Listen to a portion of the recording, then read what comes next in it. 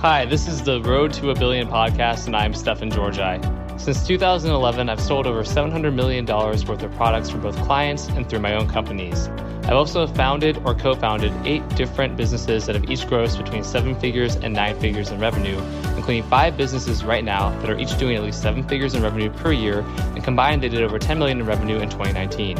On this podcast, I share the specific tools, strategies, and mindset hacks that have allowed me to achieve success as an entrepreneur, copywriter, business leader, husband, and father. Let's jump on in. Hey, it is Stefan Georgi here, and this is just a quick preface to the conversation that you're about to listen to. So that conversation was recorded the evening of March 16th, 2020 at the Airbnb that Laura and I have been renting for the month in Leucadia, which is in North County, San Diego, kind of near Encinitas, maybe 10, 15 minutes north of Del Mar, if you know where that is. And it's with Laura, myself, Amber Spears, and Jimmy Parent. And it's a really cool, long, far-reaching conversation.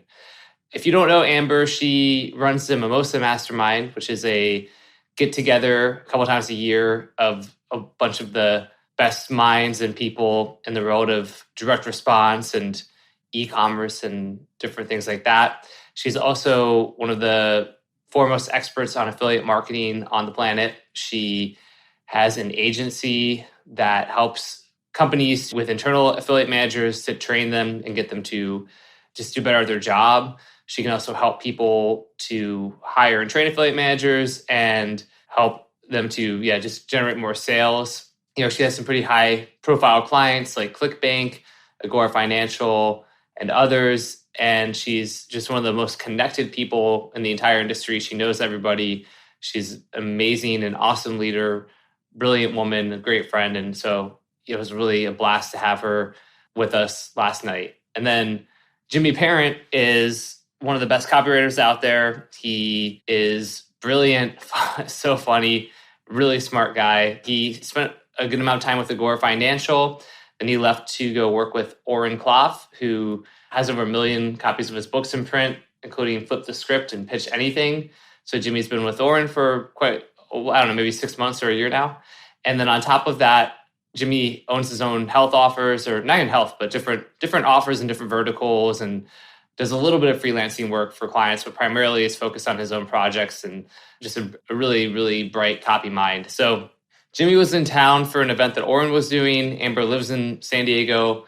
Laura and I are kind of back and forth between San Diego right now. We've been here for the last couple of weeks, and we're here for the next couple of weeks as well, at least. And everyone came over. We had some California Pizza Kitchen, drank some White Claws, had a little tequila, and we just put the recorder on and recorded our conversation. And so it's a really cool conversation. It's not super forced or anything like that. It's really just us talking like we would be talking regardless of if the microphone was on or not. And we talk about everything from mental health to ADD and Adderall to depression to drug addiction to our first sales jobs, when we first discovered copywriting and online marketing, the feelings of making your first sale.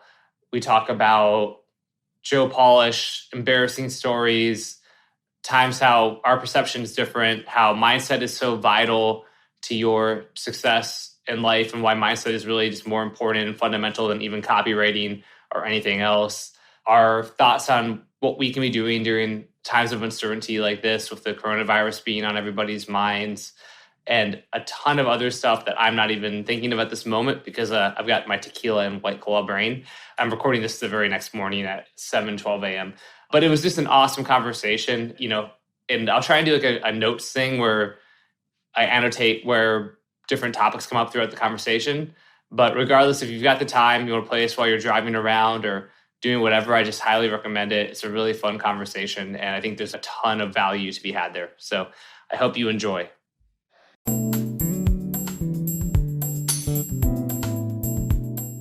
So my name is Stefan Georgi, and I've had some White Claw and some tequila, and now I'm here just having a conversation. That's it. That's all I can do. What's up, yo? It's me, Laura Georgi. I've also had some White Claws, some tequila, gonna crack open another bottle of tequila. I'm chilling with some of my favorite people in the world. Just put my daughter to bed, and we're gonna talk about some really important shit. Yeah.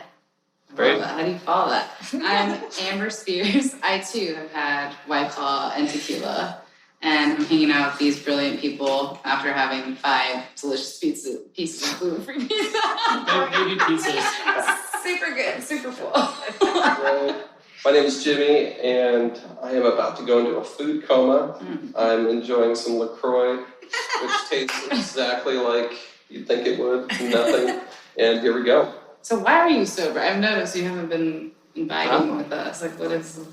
Yeah, I'm sober because I grew up with parents who were addicted to drugs and alcoholics, and luckily my dad early on, when my dad and my mom split off when I was like 4, he went cold turkey, quit drinking, quit smoking, and and I grew up with a lot of friends that from 13 years old were stoned every day and doing the trick of stealing their parents' alcohol and refilling it with water, throwing it back in the freezer. Yeah. And so I've had drinks before, but it was one of those where it just we talked about baggage earlier, and it just triggered all of these, memories. I don't even have the memories of them, but the feelings that came with it. That just I was absolutely can't do it. It's like stuck in body and emotions. Yeah, I understand that. Yeah. I used to do the water trick, but then my mom had vodka in the freezer, so then it froze, and they came back from a trip and froze. Yeah, and my mom was like, "The vodka's frozen." And my dad was like, "That no, you're an idiot. Your son's a piece of shit. You're an idiot." Turns out, yeah. And then they figured it out. That is papa vodka. I'm like, God, they just must have told you really bad vodka. Yeah. Didn't work. Well, my friend, he actually got smart and started refilling it with rubbing alcohol. Oh God, is that smart? Smart. Even my parents will die of kidney failure. It's fine. They're like, I'm fucked. Like 2 years away. I really don't like vodka anymore. I guess I'm just really, I've outgrown it. Yeah.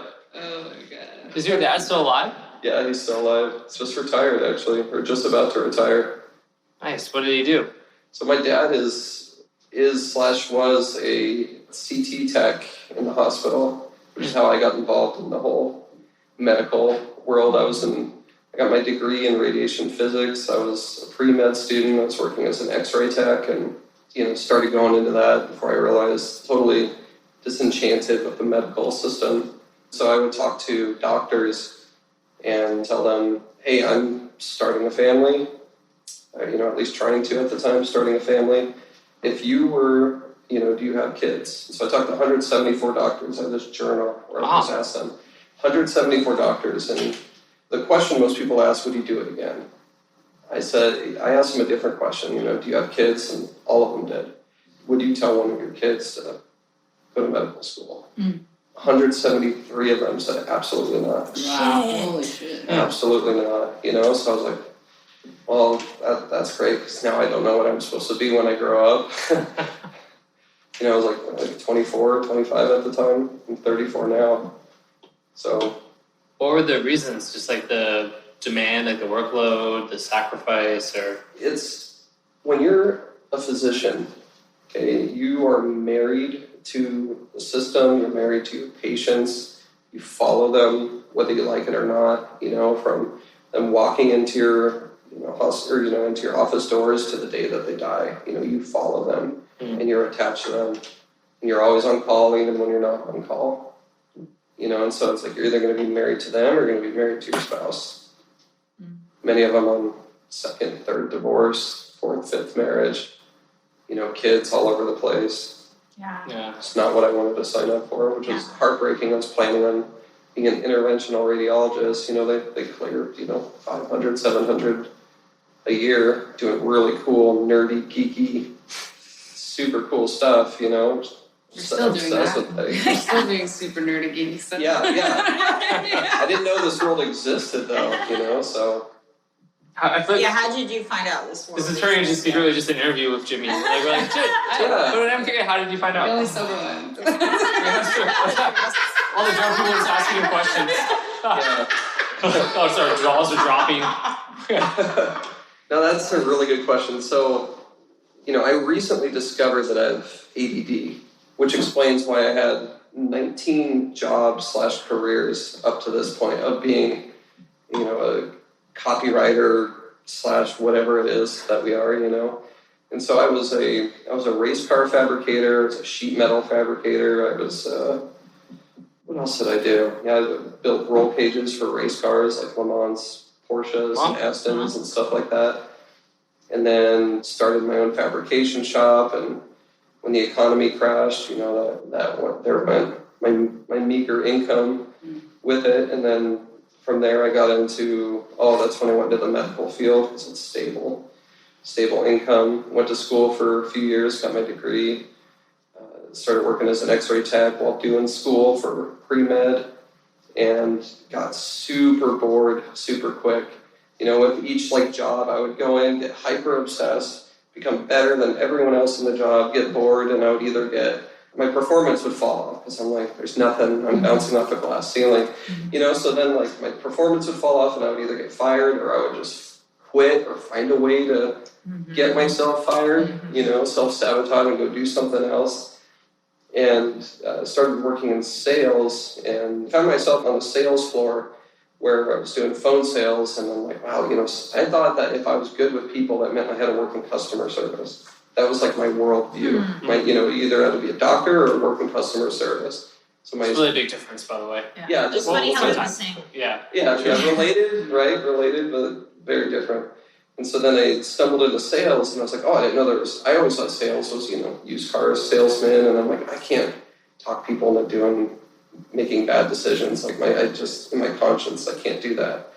Until I found, you can actually sell things that people need. And instead of selling them, you're just coaching them through the process. Instead of, here's why you should buy this, it's let me teach you how to buy this. Let me teach you how to solve this problem. And it sounds like you're a great fit for what this is. And so, on the sales floor, for the short time that I worked on the sales floor, I was in the top 3, sometimes top 5 salespeople on the floor, but I'd only be on the phone 15 minutes a day. The number one guy was 9-10 hours a day. And the marketing director came out and said, hey, I didn't know you were a copywriter. I was like, what do you mean? He says, well, you're closing all your deals through text and email, right? It's like, yeah. It's like, well, that's a copywriter. I thought a copywriter was this hipster guy in a coffee shop in Portland with a twirly mustache writing blog posts. He says, yeah, that's also a copywriter, but there's direct response copy. And so I was like, Google direct response copywriter, and it's my world just exploded. So that was 2017, middle of 2017, I discovered copywriting. And by November, Joe Schriefer flew me out and I was working for Agora Financial, and then worked there for a couple of years, and people would throw projects at me and I was like, no, I'm not ready. Until I actually finally said yes to one of them. And I looked at it, I was like, this copy is awful. Let me do some basic direct response. And they're like, my revenue tripled on that one offer. And I was like, yeah, I didn't do anything. I brought it up to where it was supposed to be. From there, I couldn't really make it work at Agora. I thought it was, to be fair, I love those guys. I love everyone that works there. I thought it was me not being able to write good enough copy. Well, that's where I discovered if your list is crap, nothing's going to convert. You have to have a blockbuster breakthrough offer to make a dent in a garbage list. And then also it's you're shooting down all of my ideas and only letting some through. I thought that's because my ideas were bad. Well, then I would go outside and try an idea. And my first, it's I'm not even going to brainstorm it. Let's just try this, and it would work. I was like, maybe it's not me. Yeah. And then got bored not bored, sick and tired of trying to fit through that system. Joe Schriefer told me, he says, hey, you're one of the only copywriters we have who also knows how to talk to humans in public.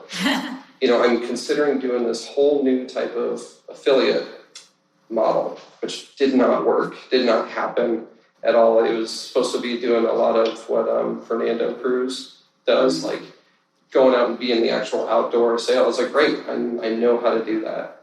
And as soon as I got shuffled into that position, it was like, great, we're going to do none of that.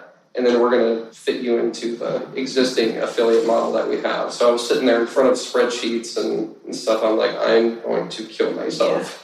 like, this is not me. And then got hooked up with Oren Klaff in October, November last year. He flew me out and said, let's do some things together. And being the ADD person I am, I said, bye, Agora, and just like kind of cut that off. And so my poor wife, I don't know how she hasn't had several heart attacks at this point. Micro heart attacks. She actually has. Like, Yeah, just perpetual ischemic attacks. Yeah, mini strokes and things like that. Yeah. So are you on medication now because you're ADHD? No, I can't find a good doctor. I have a giant thing of Adderall, so I just want to store some pauses and yeah. No, the doctor, getting into a doctor is super, super tough. And then when I do get in there, they keep wanting to diagnose me with depression. And they're like, oh, you have depression, you have depression. I was like, I don't have depression, because when I exercise every day, 20, 30 minutes, it's like my mood is fantastic. Right. It's when I can't get anything done that my mind goes crazy and then I get like upset. Yeah, and anyone like with real proper training should be able to see that that's ADHD and not depression. Mm-hmm. I say H because it's all H now. Right, So I know, which like as an inactive type of ADD, I'm like, it's not H, Right. But the main category is ADHD, and then they separate it to like hyperactive and not. Yeah. What does the H stand for? Hyperactive. Okay. Yeah.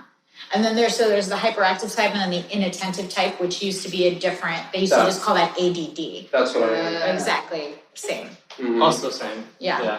Well, I didn't think I had it. Same Z. Yeah. It's like I could sit still with the best of them. But this fucking guy. Some great stimuli going on or stimulus, and I'm like, really. Yeah. Oh, and that's another really interesting thing with ADD or ADHD is like when we're doing something that we're into, like we can have hyper focus. That's why I didn't think I had it. And exactly the same. And that's what makes it even the trickier to diagnose, because it's like I can sit and play poker for 12 hours, and a lot of people would say that's boring. Mm-hmm. But if my dopamine is flowing, then I'm good. Mm-hmm. But then for other things, like I would have a hard time like reading a book, even though I love knowledge, like I love learning shit. But I just don't get the same sort of dopamine response. It's just, as far as I understand, it's like your dopamine receptors just aren't as sensitive as other people's. Mm-hmm. So that's why we need to change up activities or like higher level planning, those executive tasks, that executive functioning, like it's just not the best because we don't get the dopamine release from it. So like in my case, I'll just turn off and then I'll be like, I want to watch a YouTube video or like I want to browse like a shopping website. Like it's totally dumb shit. And I just became medicated for it like 2-3 months ago. And I take like the lowest dosage of Adderall you could possibly get. And it's really different. Like I can work like 8-12 hours straight. Like I don't shut it off. Like I don't get bored. Nothing gets weird. Like higher planning and the ability to prioritize tasks right in my head. So like I'll still get like the flash of, oh wait, you should do this other thing. And I'm like, nope, that's not as important. And it just goes away. Whereas when I'm not on medication, like that other thing can take over and then I'm doing that other thing. Or like I've noticed like in the past, I would pull out a Post-it note and a pen and be like, okay, wait, I have to write this other thing down, this other idea I had. But when I'm on medication, like it all stays in my brain and it all gets prioritized. That sounds amazing. Yeah. Amazing. It is amazing. Like the post-spiritual. It's like changed my business and my life. Yeah. Yeah. So it was actually like just the lowest dosage again. It was actually so I posted on Facebook about it and then you commented on it and you're like, I know everyone's like anti-medication, but I do this ultra low dose and here's what it's like. Yeah. And that was like the first time I really considered maybe I should see a doctor about this and quit trying to fix it myself. Yeah. Instead of slamming insane amounts of caffeine and other nootropics and, it's like I drink a bunch of caffeine and it's like I chill out. Yep. I can focus. Like my poor wife, she has like 50 milligrams and she's like bouncing off the walls and she's like, how do you have so much? I'm like, I know it doesn't work like that for me. Yeah, I think a lot of things with Adderall and ADD is like a lot of doctors don't know what they're doing. So like you show up and then they give you like a really high dosage of it for you, and then like people take it and feel like they're on crack. And they do it for like 2 days and then stop doing it, and then they're like, oh, I felt terrible. How can you take that? And when I went on Adderall, I basically made a commitment to myself of like, I'm going to do this for a week because I'm like the first like few days I'm going to probably feel really weird. And I did. I remember we went for like a walk in the neighborhood and I was like cold the whole time. And we got back to our house and I was like in sweats and like shaking. And the next day I wrote an entire sales letter in like 4 hours and we just blacked out like just the most crazy. But I'm like, but even that, I'm like, this isn't sustainable because I'd been on it in the past as well and I knew. But then it evened out and now, I mean, the max dosage that they generally would prescribe is 120 milligrams, and I'm on 20, and a lot of days I'll just take 10 or 15. So it's like a tenth or less of what they prescribe. Yeah, and this is a huge difference, though. It's crazy. And I think even just like Adderall being a controlled substance just affects the way that it's treated, whereas so many antidepressants are not controlled substances, so they're like, be depressed because I can give you an antidepressant. I think it's prescribed them. Like my pediatrician was prescribing me like Wellbutrin, Cymbalta, Paxil, Prozac, Haldol. Well, the last thing I was on was for schizophrenia, which I didn't know. Like, you know what I mean? Yeah. Like that's so dangerous. Like tinkering with the chemicals in your brain like that is so dangerous, and it needs to be something that's looked at more heavily. Yeah. I mean, to be like, I've talked about a little bit, but not a ton, but like in my early like 20s, I had like a cocaine problem. And like, I was like pretty like it was a period in my early 20s where I would do a gram of cocaine a day for like, for like a year plus, and sometimes more. A lot. And you don't have a deviated septum? I probably do. I saw an allergist. His sinuses are fucked. My sinuses are fucked. I saw an allergist like maybe a month ago. They did like the nose thing, and he's like looking at this nostril, my right nostril, and he's like, everything seems okay. He looks at my left one, he's like, this one's pretty misshapen. And I'm like, don't worry about it. Like, you know, like what? Help me with genetics. Yeah, like and back to my allergies. You know, like don't worry about it. And then I got to a point then where I was like, I could only do it once a week, and I couldn't break that like cycle. And then the first time that I went on like. I broke it myself by moving to Florida, moving to the Panhandle where there wasn't cocaine. Yeah. So then I would like get drunk and like look for it, and I couldn't find it anywhere. And eventually, that was a big reason that you chose to move. It's a huge reason, which I don't talk about publicly. I don't know why I'm like a couple White Claws and some tequila. I'm like later, saying that might be shared with a bunch of people. But yeah, that is a big reason. Yeah, because like I need to break this habit. But really, then like after when you and I first got together, and I pretty much had broken at that point. But like going on at the time modafinil, and then also lamotrigine, which I think Krista Dad is on now, which it turns out I don't need the lamotrigine because I was like, I'd have these mood swings, but really just because of my lack of attentiveness. If I was in a situation where a bunch of things were competing for my attention, I would get pissed off.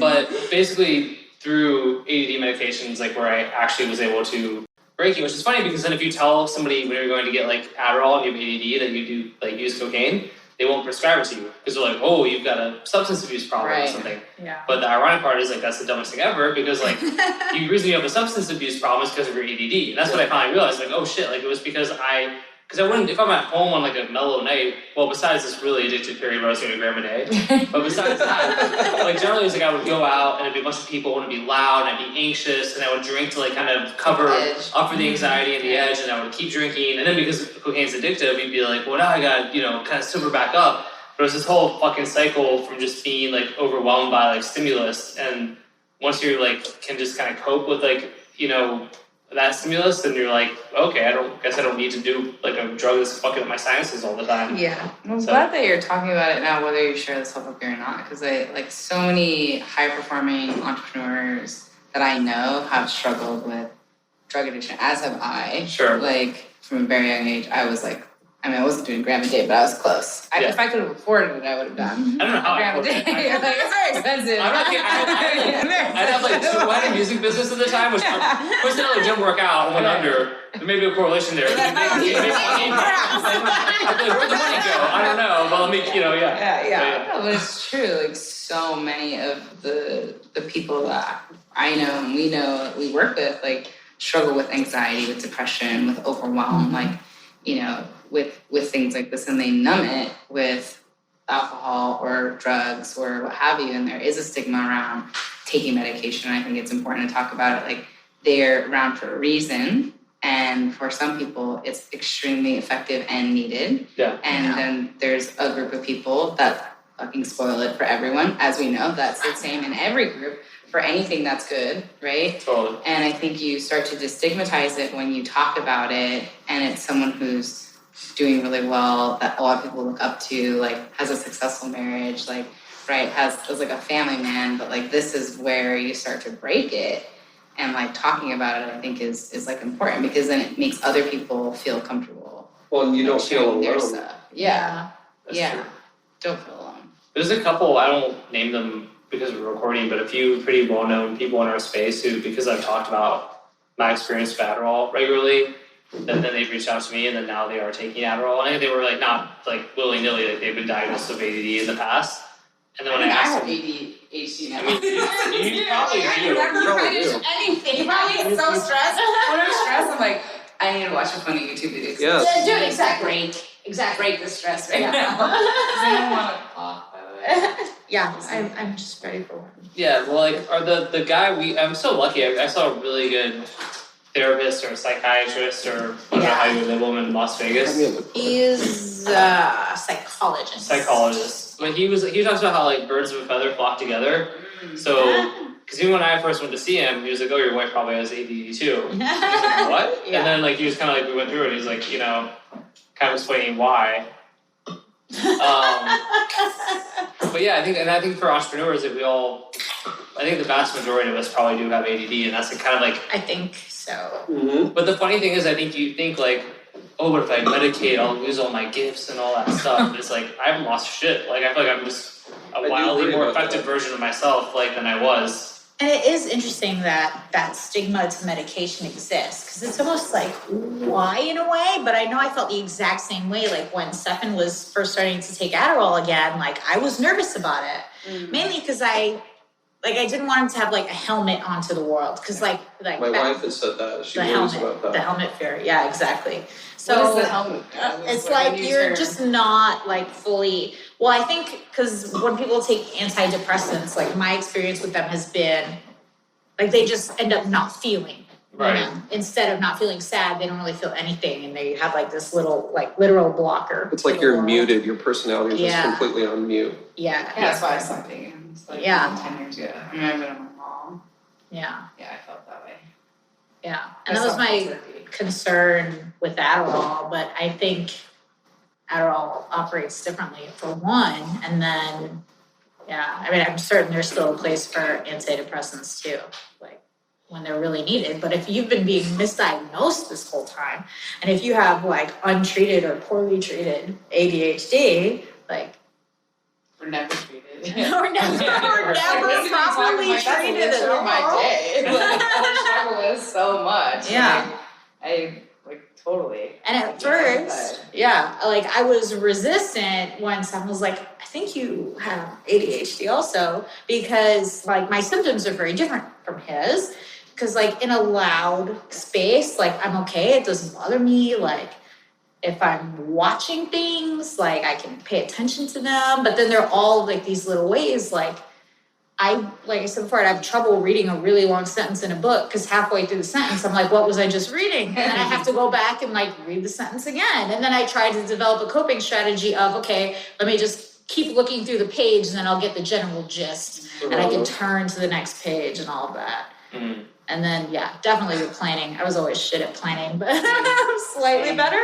Yeah. I mean, look at your business, even your skincare stuff. It's like, dude, it's had taken off, and it also relied on other people and like whatever. But then like you got on Adderall, kind of like started like actually putting more focus and deep work into it, and then suddenly you were making boom, a couple grand sales a day, like really fast. Like 40K a month, like from literal 0 to like 40K a month. 40K a month. Yeah. Sounds like a headline to me. It should be written just like that, like literal 0 to 40K, like literally negative because I'm paying these motherfuckers. The way I actually heard it described from a friend, because you talking about that, I'm like, I need to find a doctor, But he says, imagine if you could find discipline in a pill. Mm-hmm. So that means I'm going to get a six-pack, or I mean, they look pretty fit. It helps me train too, but then it also like helps me learn that like part of why I was training before was like to feel like I've accomplished something. You know what I mean? So it's like, Yeah. oh, I went to the gym. They can't take that from me. Yeah. I'm not a piece of shit today. I did that. And then like when I started, Fuck, you're speaking so deep to me right now. It really helps, right? And when I started taking the Adderall, and I was like really, really into my work, and I still am, but I was like, man, I don't want to go to the gym. Like, I want to get on the computer first thing. I want to like optimize my ads. I want to create a new offer. I want to do this little shit. Yeah. You should, both of you guys should probably. Both of you should. And actually, our therapist. Like a goodie bag of treats before I leave, or like I mean, you think I should we go? Yes. We can talk. I'm supposed to be up on Wednesday or Thursday. Yeah, if you have any I extras. brought wine and White Claw. Yeah. Absolutely. Like, I will insist that you take some. I have quite a bit of extras. Yeah. So, yeah. But like also every other time that I've taken any Adderall like for play in the past, like I was also like drinking and it was late at night and I didn't feel shit. Like there's no difference. But if you're like actually taking it as a medication first thing in the morning, and it's a subtle difference. It's not something like I'm high. Like Right. no, it's just like you go to work and you're like, oh, I've worked all day. I want to go to work. Yeah. Yeah. I think that's like the thing that I struggle with. Like I love like what I do so much. Like I love working with entrepreneurs. I love like working with clients.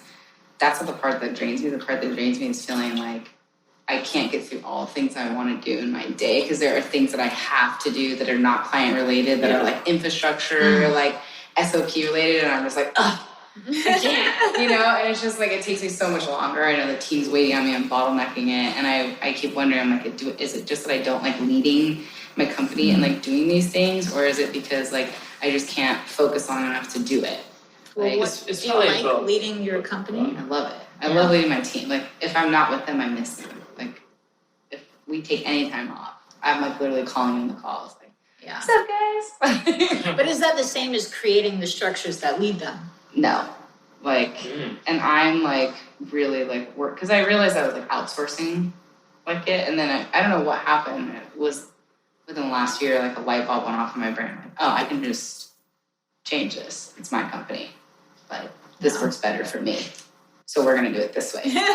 You know? And it does work better for me, and so it works better, you know, down, right? Yeah. Instead of other people create the structure for me because I was outsourcing it. I was like, I'm not gonna structure. It's like you do it. You know, you create it and I'll just like live inside the system.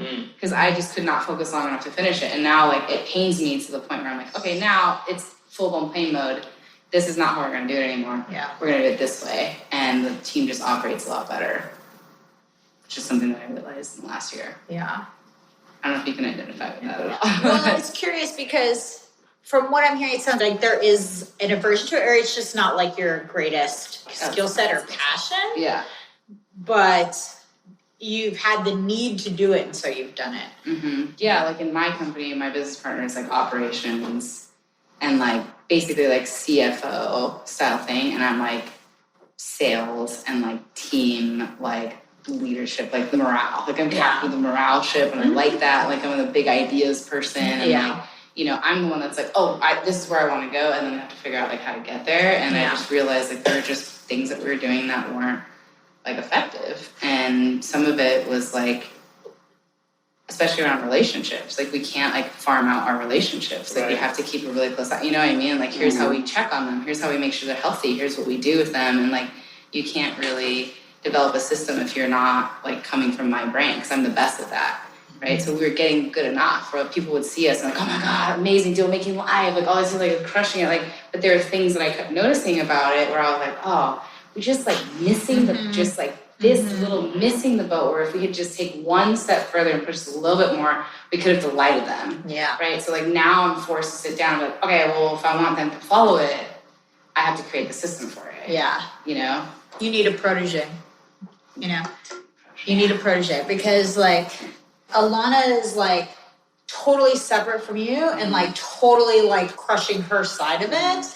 And then you also have such a handle on your side of it. And then you have all of like the systems stuff that you need to imbue into somebody else, like to actually lead that part and do the planning. And then you handle everything that you're already handling. Does that make sense? Yeah. Yeah. Yeah. And I had that last year. She was great, but she wasn't like the perfect fit for it. Yeah. You know? And I also realized how valuable it is to both let go of the reins of the team and see like how the team runs and also come back and grab the reins again. Yes. and like put yourself in that driver's seat and be like, okay, so here are all the things we did well, and here are all the ways we got on track. We need to like pull these reins back together, and like having those reins back in your hand is like, oh, like I see now, like where my failure of leadership is clearly, and also all the things that I was doing right. Yes. You know, like it's fascinating to see that. But I agree. I need a protege that's a closer fit to me than I was looking for an operator. Yeah. You know. Well, it's so hard, right? Because I felt so many times over the years, I just wish I could like duplicate myself. If I had two of me, everything would be great. But that's obviously bullshit. If I had two of me, everything would be twice as shitty. Like, I think it's very different me. So how do you find that balance? You know? So fucking true. Yeah. Yeah. So But in one way, they need a lot of me, though. Yeah, they do, though. It's in the DNA of the company. Yeah. So how do you guys solve the protege problem with you guys working together?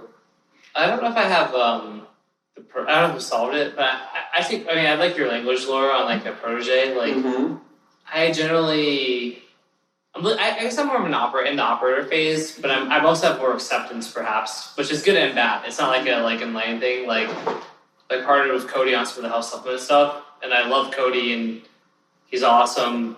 But he's growing a supplement company to like mid 7 figures, which is awesome.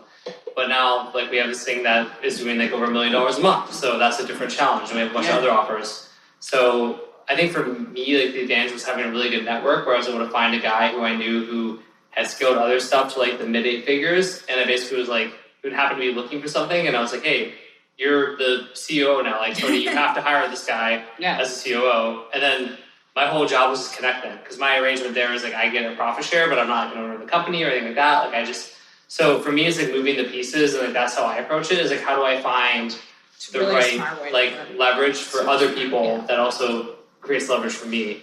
Even with Copy Accelerator and hiring Brooks as kind of our director of client experience or whatever he is. I mean, he's amazing. I just don't know what his title is. I mean, like to me, like, and because Justin and I, my partner in Copy Accelerator, are wildly different. And at first, for the first like 9 months, I was kind of like worried about that, because like, I've never actually been in business with somebody who's so different from me.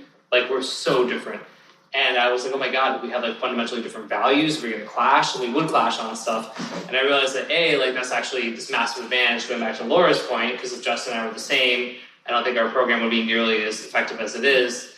But then like we can each complement each other with our own strengths, and then but find that middle person who's like the implementer, kind of integrator person, like having them be like, all right, now go do all this shit that Justin and I are talking about, and find a way to kind of harmonize. Because you guys are also both ideas guys too. We are. Yeah. So really recognizing that's super important, I think. Yeah.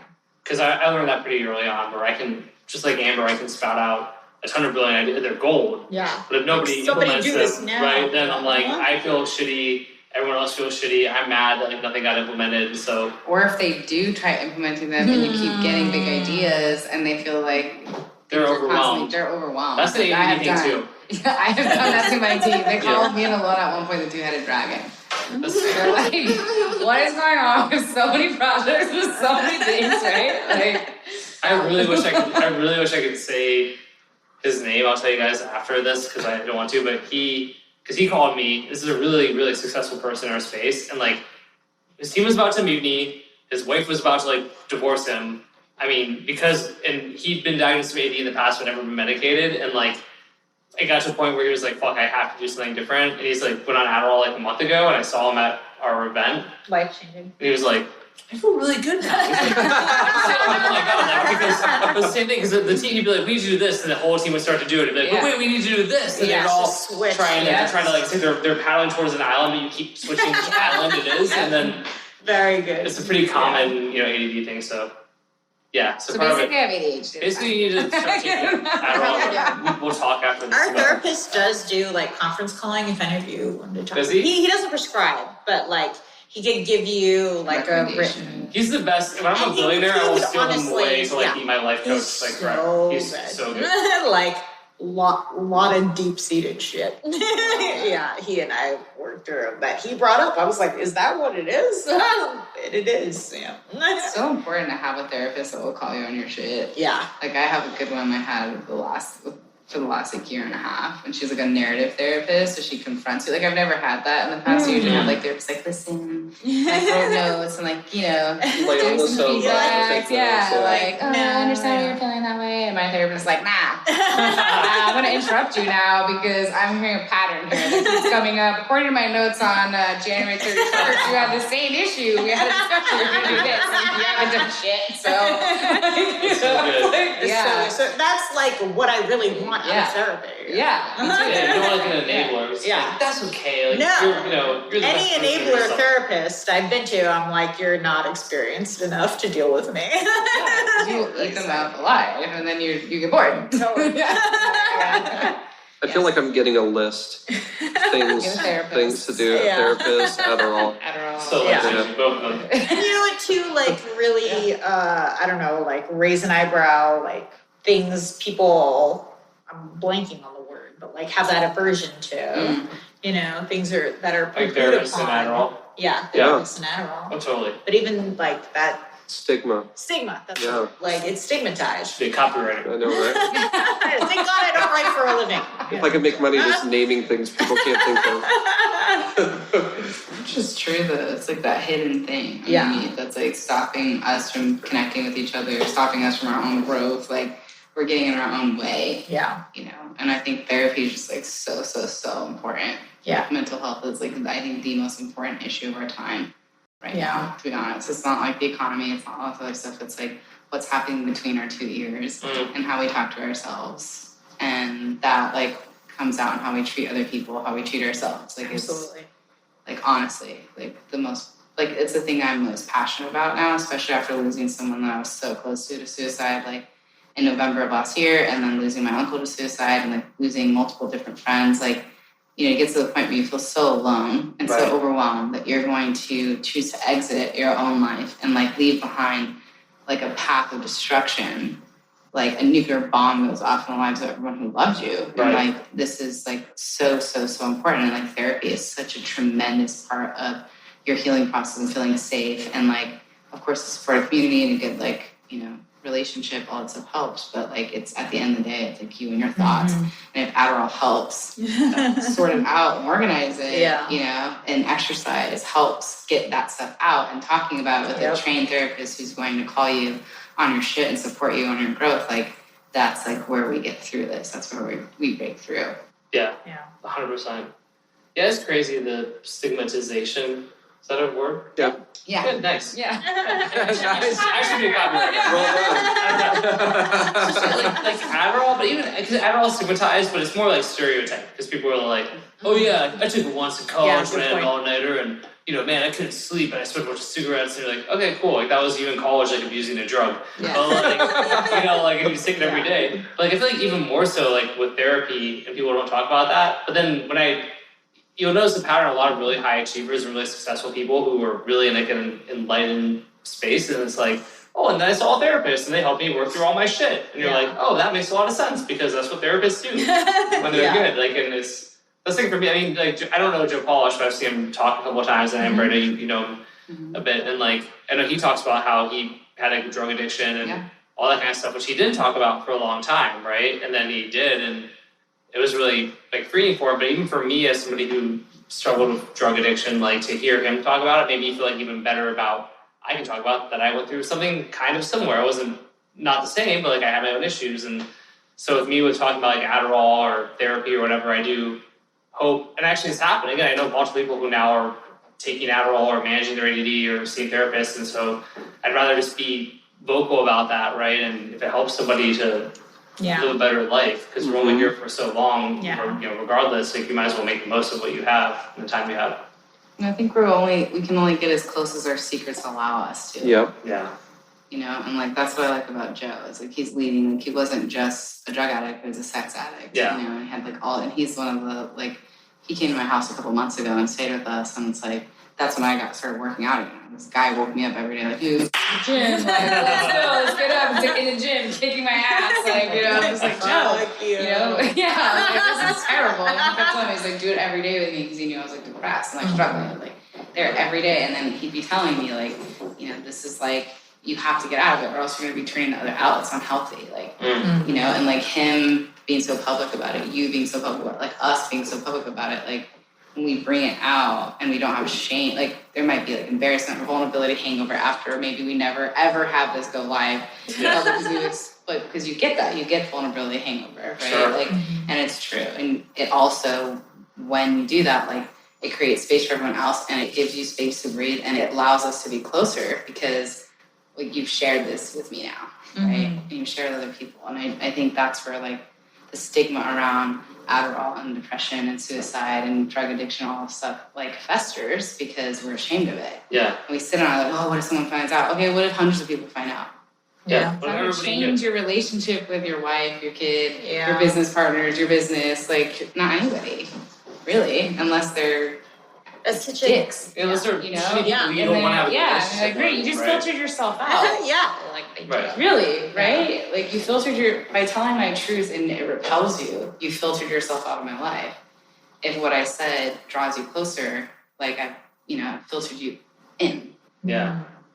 I think maybe it's totally the same, but just thinking about Joe Polish, because at your Mimosa Mastermind event at Traffic and Conversion last spring, and he came as like kind of a surprise, and I heard of him, but I never like met him, and I was like honestly a little bit like, I don't know, like it's like I followed Joe Polish's career, but I was still like, Joe Paul, I've heard of him. Oh, like I was a little like starstruck in a way. Yeah. And he was like talking to the group, and he's like talking about how people identify themselves by like their jobs, but really like what do you do? And he's like, and then I don't think you're gonna remember this, which is good and fine. But he's like yeah, for example, like what do you do? And he pointed to me, and I was just like, marketing. And then like I realized how like because everyone in the room was a marketer. Yeah. So I'm like health supplements, and I remember being like, okay, what do you do? And people were like, well, I run like a startup platform that helps. And I'm like, oh shit, like my answer was so stupid. And I had that moment of like, I'm a fucking idiot. Like I was so dumb in front of everybody. In front of the celebrity. But then I actually laughed like about it really, and I was really proud of myself for that because I immediately was like,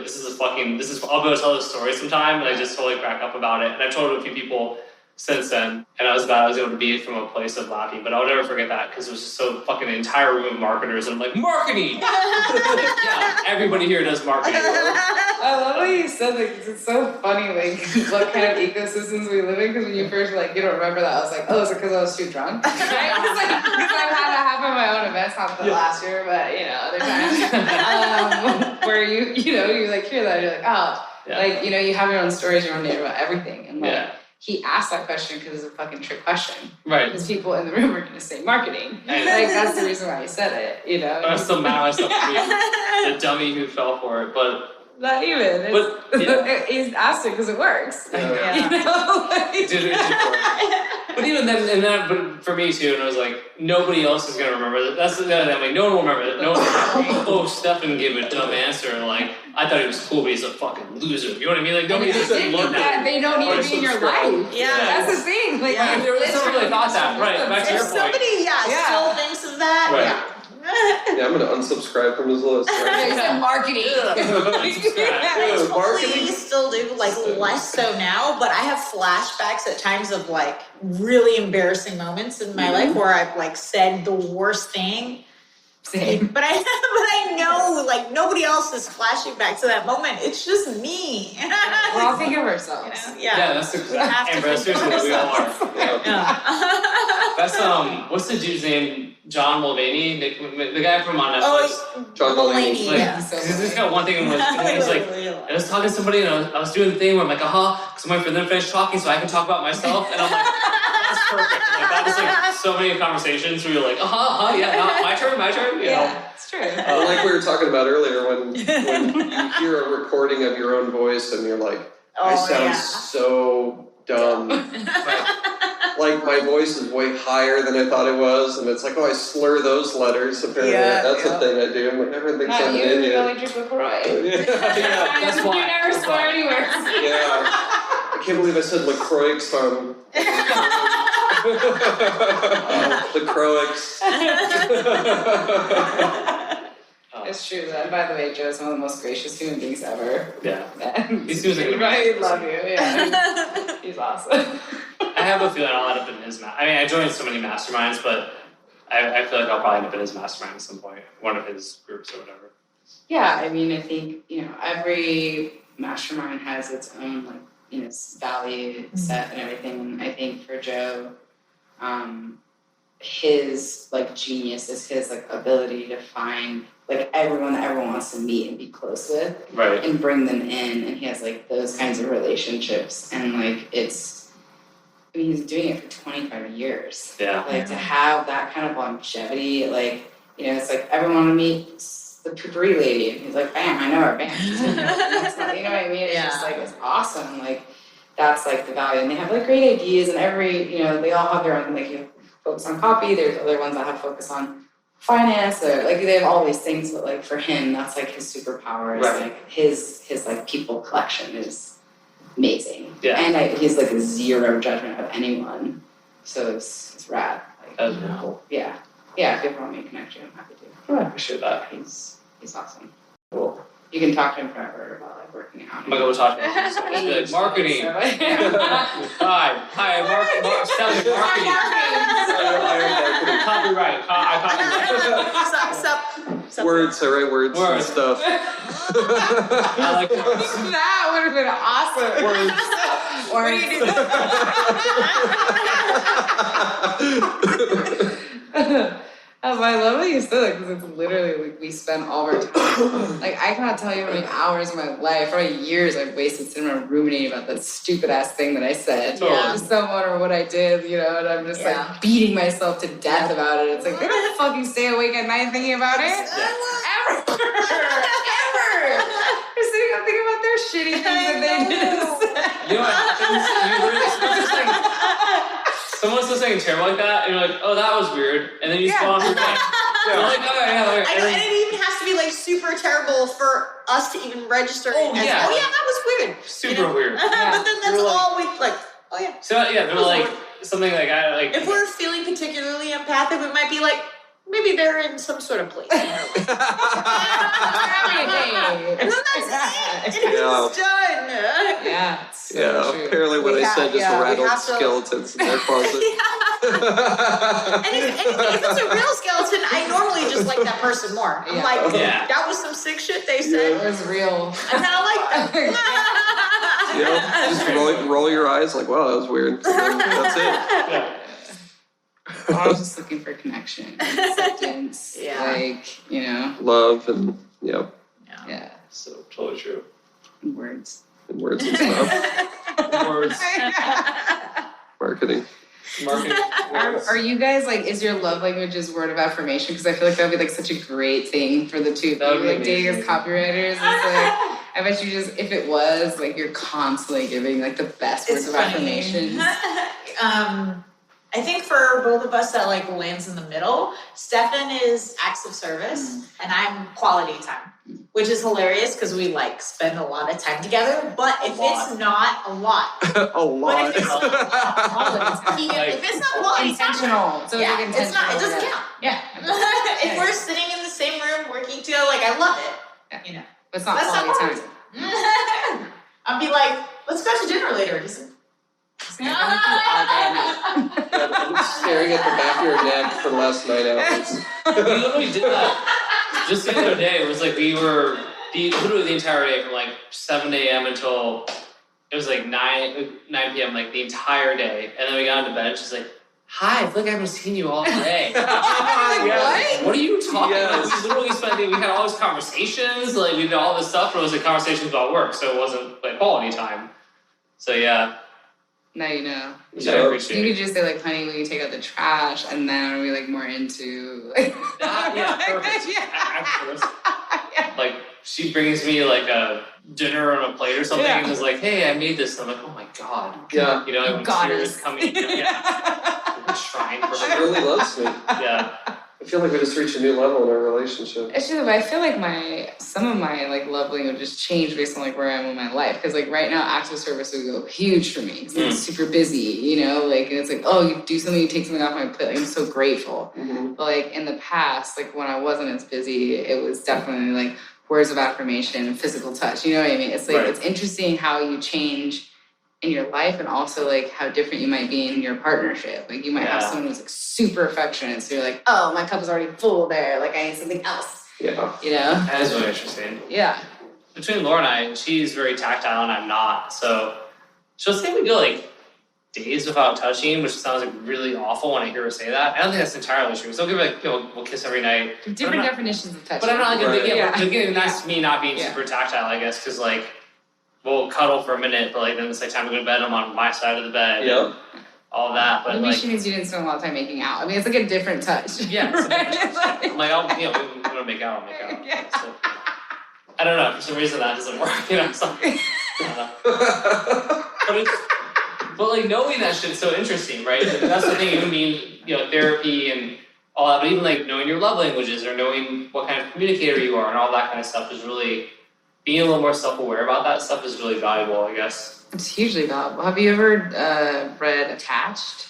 I haven't. It's an interesting, super interesting book. I recommend anyone reading it. It's like talking about how there's like different attachment styles, and they've, it's like Harvard research, like back, like, if you have like a child, you like left them in the crib and let them scream, for a long time, they might have like anxious attachment disorder, right? As they grow up, it's like just different like ways of adapting. So you have like anxious attachment, avoidant, secure. Everyone wants to be secure, right? But it's like they tell you like what the different populations, and then you have like a small, very small segment of people that are anxious and avoidant, right? So it's like then you figure out like what you are, and it makes so much more sense in like your attachment style, because you might be an anxious dating an avoidant, so you're gonna just trailer shit out of each other all the time, right? And you might be two avoidants dating, that's not gonna work. You're just gonna constantly avoid each other when things are difficult, right? It's like it's just like so interesting. It's like how do you move into a secure person, like a secure partnership if you're not, or if you're a secure person, how do you date someone who's anxious or avoidant? And like it's like a really interesting thing. And once you like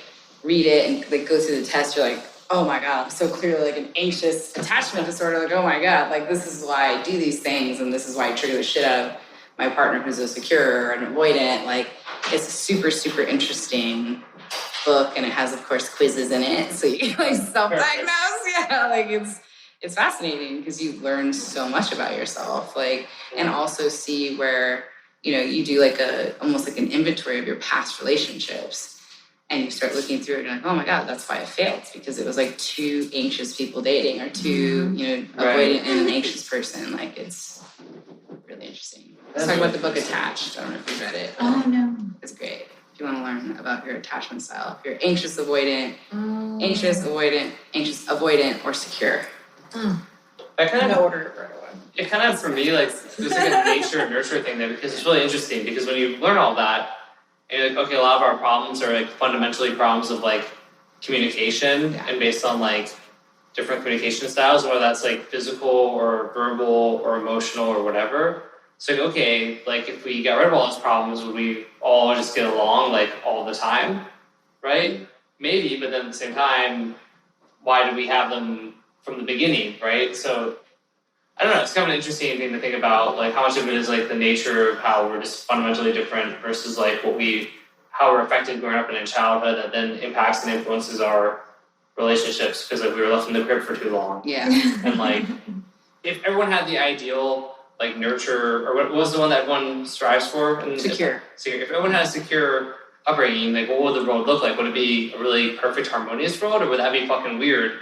Because we'd all be secure, but we still have this innate thing where we were like, ugh, God, everyone's so secure, like just go have some problems, like, or... We're all wired differently, so like, even if we're secure, I think we'd still be different variations of secure. And I also think like, it's been like a year since I read the book, but like my understanding of it is that you can be a secure person that gets pulled into like anxious if you're dating like an avoidant, right? So it's just like you're different people in different relationships in different stages of your life.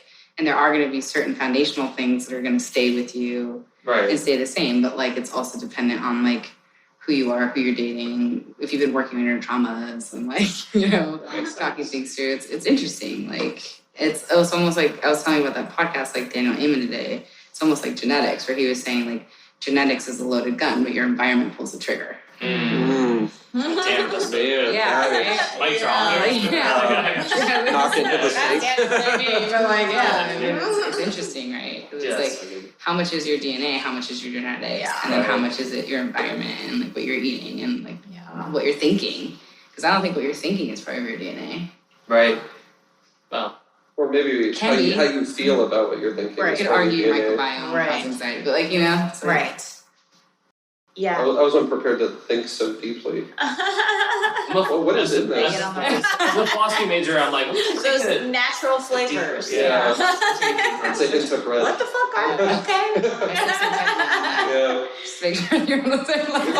It's the flavor of the ghost of watermelon.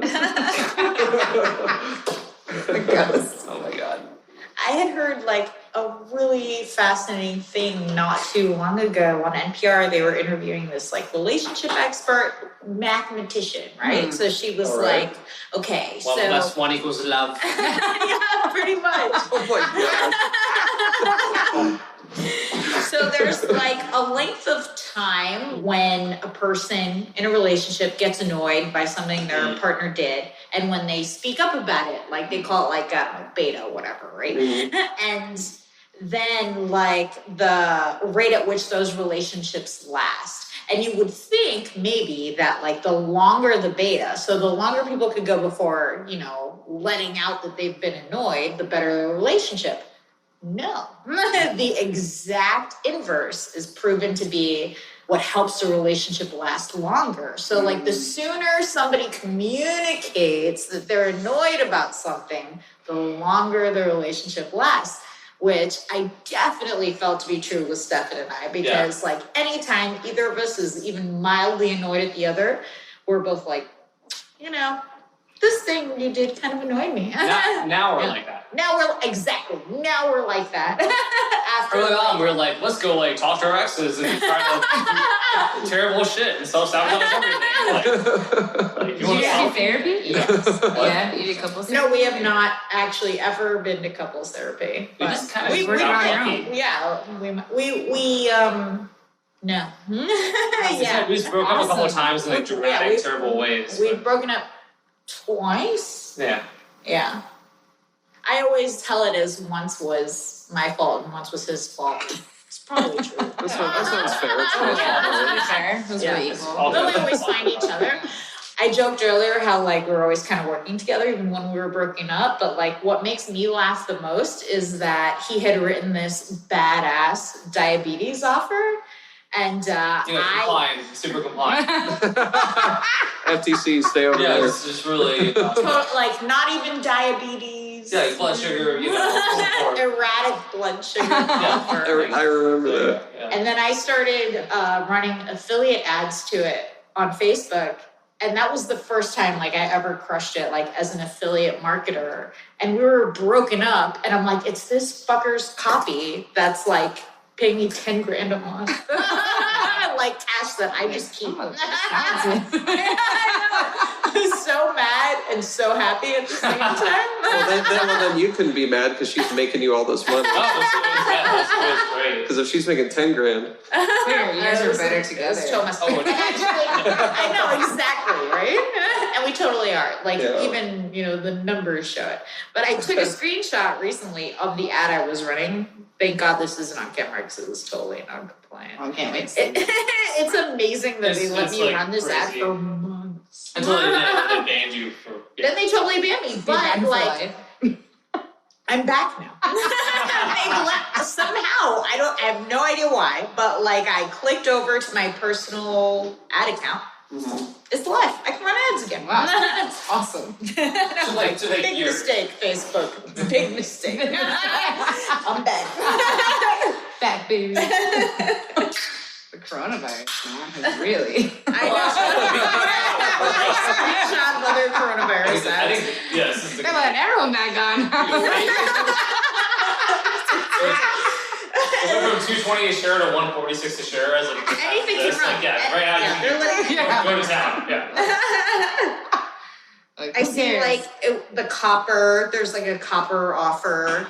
Like they're always up towards the top of my feed, so I know they're doing a lot of spend there. Oh yeah, it's gonna be the good old times for the next like 6 months on Facebook for real. Like, I love it though because their headline is "Don't catch a virus." So cute. I'm like, you're adorable.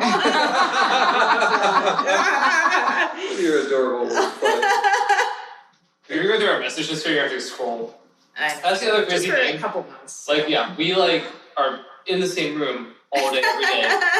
When our messenger history, because we'll message each other when we're in the same room. That's cute. I'm not afraid to admit it. Quite a bit, actually. Yeah, and Stefan always wakes up before me, so he wakes up and comes out to the living room, and then I wake up in bed and I send him a little hello message, and then he comes in and says hi to me. Yeah, when I'm here. When he's on the weekends. Yeah. Sweet. But even that's great. It's really sweet. I stop everything I'm doing. It's right inside. I love Give it her a so kiss. much. I'm I gotta finish this email, and I go back. Stop texting me. Oh, I sent him the occasional cute photo. Oh. Let me see. But look, this is the perfect actual setup to the diabetes photo in my ads. I'm erratic blood sugar. That's right. Yeah, excuse me, diabetes. There she is. Yeah. Oh God. Man, everything about this is so good. Months,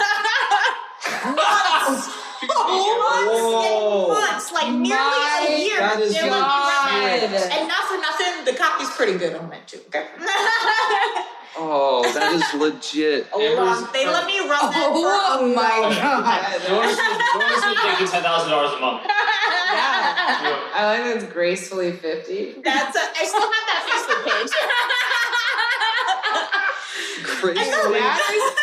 That is scary. Dude, and I didn't take a screenshot of it, but I could probably still go back and find it. But all the comments on it, people were just oh yeah, my feet are even worse. They were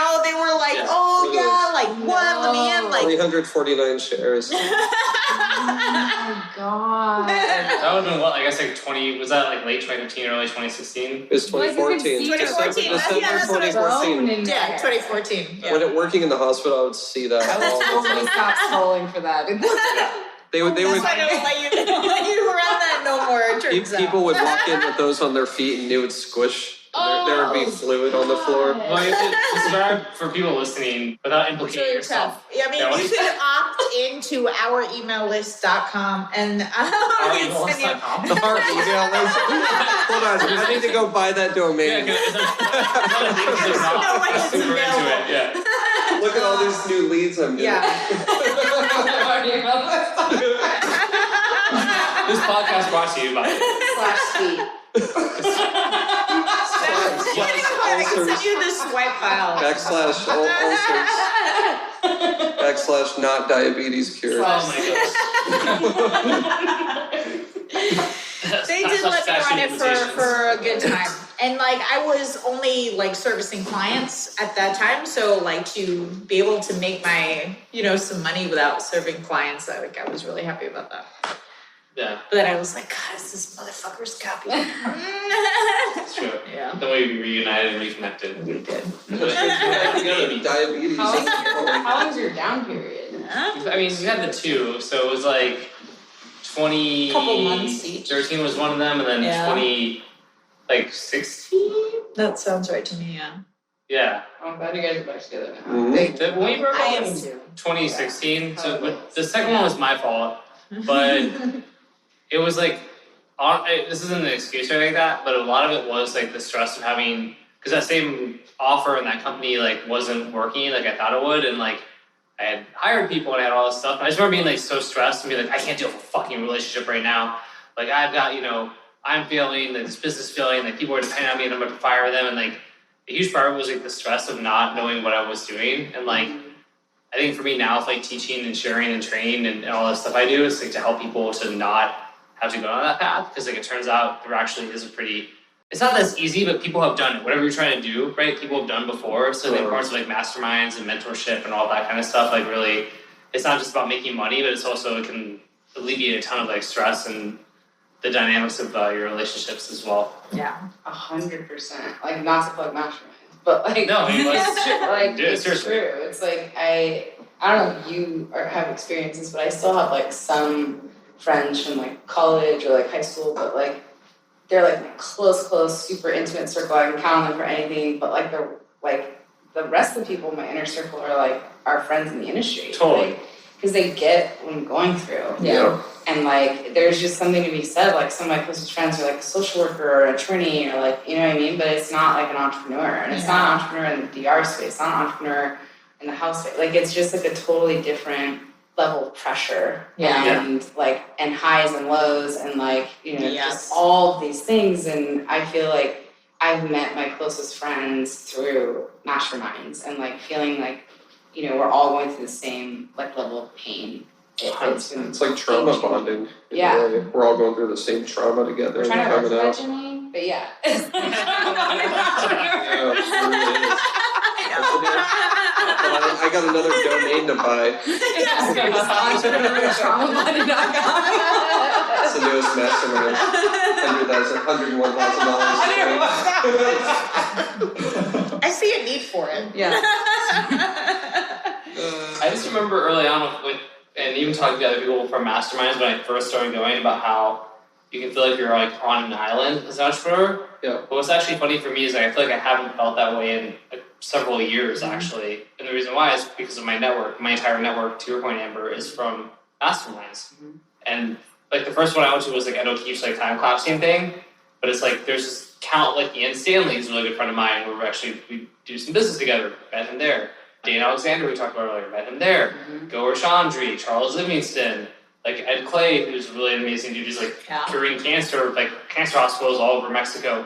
Like just the list goes on. And then through them meeting other people, like the affiliates, my whole introduction to the affiliate world, like Ron Miller, which I don't know what he's doing, but he introduced me to Stephen Padden, who I think you met before. And then Stephen Padden and I did like, I don't know, 15, 20 million the next year in like revenue for my offer, which the year before I'd done $1 million but lost 200,000, and I thought I was going to give up and fucking like quit everything and go back to being a copy chief, and it all just came from masterminds. So it's not like plugging masterminds. It's like if you can half afford it, you should be. I don't care what. There's better masterminds. Some are much better than others, but you should be in a mastermind if you can afford it. It's like a life-changing thing. I don't know. I'm a huge.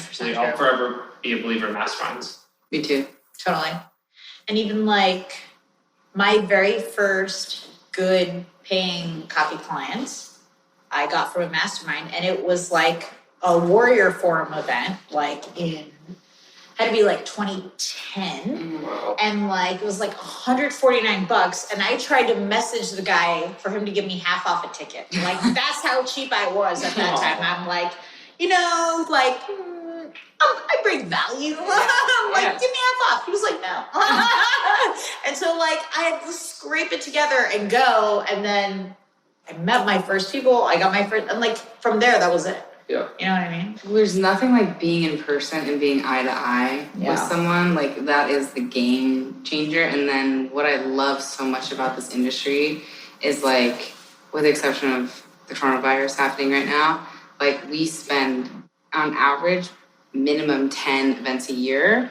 Like we're spending 2, 3, 4, 5 days together, all together. And like for me, because of the nature of my business, I'm doing 30, 40 a year, and like you're spending so many hours with these people. It's like, how could you not like be close to them? How could you not be invested in like what's going on in their lives and their businesses and like grow that like bridge of trust? Like it's so valuable. Like there's nothing to replace that. And like I'm missing it already. Like totally. You know, like this is why it's so great right community. Now. I'm just like like starved like for this like connection. You know, like it's priceless, but like we met through masterminding. Except for you. But like I just show up. kind of. Yes, I'm kind of. I learned those secrets from you where you just show up to stuff. Yeah. But even then, the coolest thing. You're a good listener. Yes. He's a great student. Yeah, he's a great student. The coolest thing about our industry, like Jimmy and I have like interacted on Facebook for I don't know, a year, 2 years now, whatever it is. And like he messaged me on what day was that? Like Wednesday when it came in? Wednesday, so 5 days ago. I was like, hey man, like I'm ready to take you out to dinner, buy you a drink or something. And I was like, oh, like are you in Vegas? And he was like, no, I'm in San Diego. I thought you were. I'm like, oh I am. How did you know? And you're like, you put it on Facebook or your list. And I'm like, I'm in San Diego. It's great.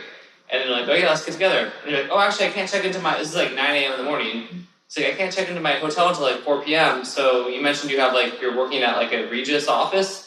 I'm like, yeah. He's like, can I just come work from there too? I was like, sure. And he just like, 30 minutes later, Jimmy was like at the office. And he's a closer, that's why. Yeah, I know, he's a closer.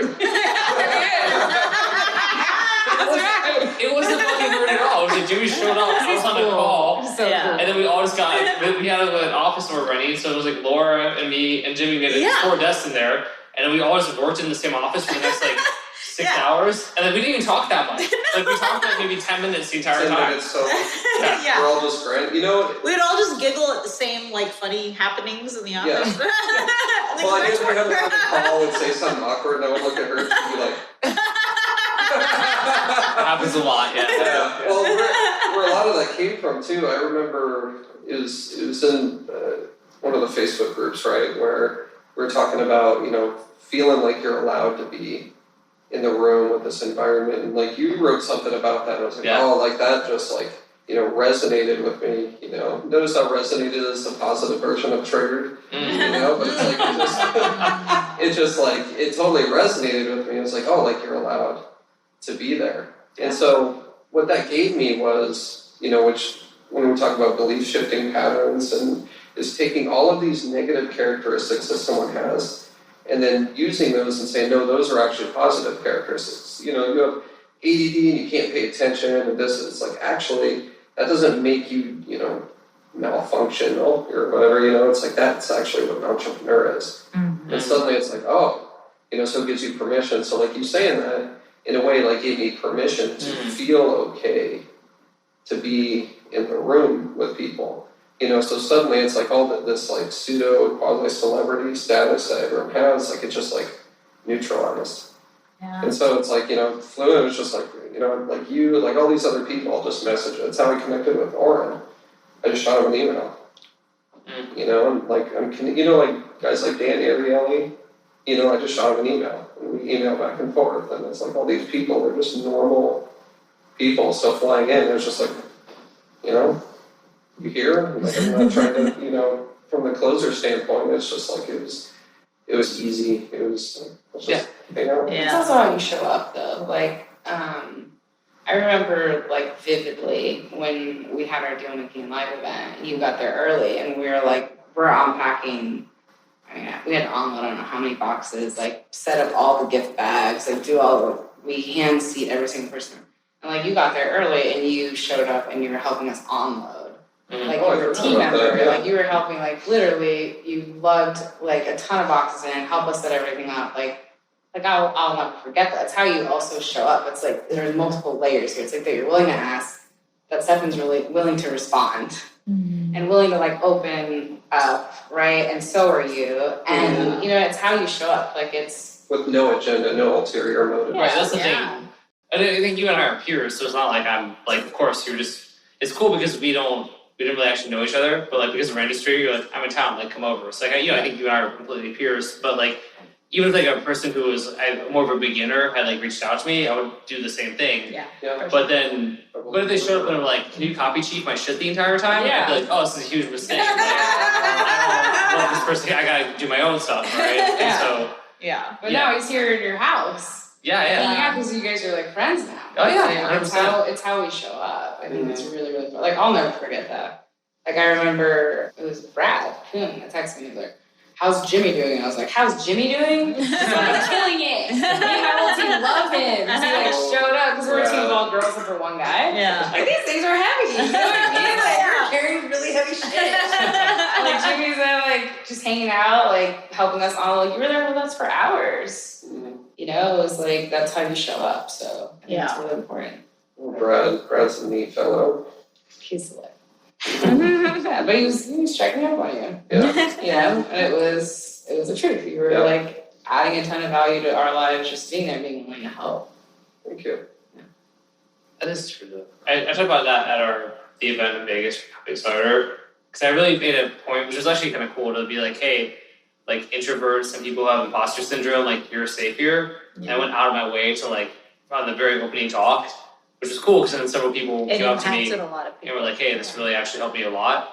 But it was true. It was like, you never go up to somebody and you're like, hi, I'm just starting out. And they're like, fuck you. Like, and it doesn't happen. Even though that's how you feel. That's how you feel. Yeah. But you're like, once you never actually happened. once you laugh at it, you're like, oh, yes, right, nobody would do that. It helps people to get that way. Oh my gosh, and we actually ended up having this whole moment for the copywriters, because it kind of became an ongoing joke how copywriters are introverted. Like, there are so many business owners there who, like, desperately want copywriters, and yet the freelance copywriters like will never know it because they're like, how do I get a client? You know, and they're all right there like, how do I get a copywriter? You know, and then it ended up being, okay, business owners, stand up, say your business. Okay, here they are, you guys. And then But I had the idea. that only went so far. Yeah, that only went so far. Yeah. And I had the idea. I was like, okay, let me give the freelancers a sentence, right? So I grabbed the mic and I'm like, okay, you guys who are still not going to go up now and say, I'm a copywriter. I want to work for you. There's your opening sentence if you need that. Yeah. And then David Gonzalez was like, okay. And he was like, business owners, go up to the back of the wall. Copywriters, go up to them right now and do that. So like we created this whole little like copywriter business owner speed dating, which both sides got a ton of value from. And then they were even, so, you know, most people went, but then I even saw a few little straggler copywriters on the side walking kind of back and forth. Like, I don't want to ask her. I know. So I went up and I was like, are you interested in their business? And they're like, yeah. And I'm like, get it. And then I push them in. And so that just like, you cut it out. But that just gave us like so many ideas for ways to like further empower like those connections in the future, you know? And I think it was David who had the idea too, to next time put the copywriters up there and let the business owners walk up to them and be like, I need this, I need that. Like, you know, that would be so empowering, like as a freelance copywriter who's trying to get clients, like they're just walking up to you saying, I need this, I need this. Do you ever ask them before, like with an intake of like who they want to meet? We do, we do ask what they're looking for. So not who, we're like, what are you looking for? So business, but what's funny is a lot of business owners are like, I'm literally going to your event to hire copywriters. And we tell the copywriters like, these people are here to hire you. Yeah. Which is funny, and not just for copywriters, but any freelancer, you get all like afraid, but it's like, if you're at a level in your business where you're doing anywhere from even a couple million, but definitely 10 million up to like 100 million or beyond, it's like, you're gonna hire actually more people, right? Yeah. You constantly need copy, you constantly need designers, you constantly need you need all this shit, like, because you have so much stuff going on. And but you know, as copywriters are like, I don't know, like 3 people already talked to that person. You're like, great, they'll probably hire all 3 of them. If you talk, they'll also hire you. So we do that, but we're gonna be even more strategic. With trying to like, we do a lot of matchmaking. It's like curated, like even the cocktail reception of the opening night. I mean, like, what are you looking for? And it's like, well, I'm trying to do this or I'm trying to do that, and then I'll like drag people. This is where the Adderall is so helpful. Because I used to not be able to do this stuff. I will literally drag a copywriter to a business owner or vice versa, and put them together, and then just like hug them both and walk away. Like, copy. And it's still crazy because like then some of the writers, like after the event, you're like talking to some of the copywriters, people who joined especially, we're trying to be really good at our follow up, and we're like, you know, how did it go with that person? Like, well, I haven't emailed them. And you're like, what the fuck? Like, email them. Like, well, now it's been like 4 days. Is that too long? Is it too late? Did I blow my chance? You're like, no, fucking email them now. And which sounds like, you know, you want to blame them, but it's like, it's just hard. If you have a lot of like imposter syndrome or anxiety, or you don't feel like you belong, like, so you really have to like try to bring people, kind of get them to come along with you. They just need to learn that like, it's okay. 4 days, it's okay. You email them. 14 days. No, totally. There's so much that like I keep hearing about what's going on between our ears. Exactly. Like, that's like part of like in my business, I tell people like literally half my day is telling them and empowering them and like strategizing with them on how to approach these obstacles in their life. Like, it's literally like, it's easy for me because I've gone, like, I know how to negotiate, how to pivot through like these objections. I've been doing sales for so long. So to me, it's like, it's glaringly obvious, but like, I could give them the roadmap, I could give them exactly what to say. But if it's not like getting to the root cause of why they're feeling like this, you know, sometimes it's just like super says like, I believe in you. I believe that you can do this. Point, period, the end. Like, and I'm going to check up on you tomorrow to hear how it went.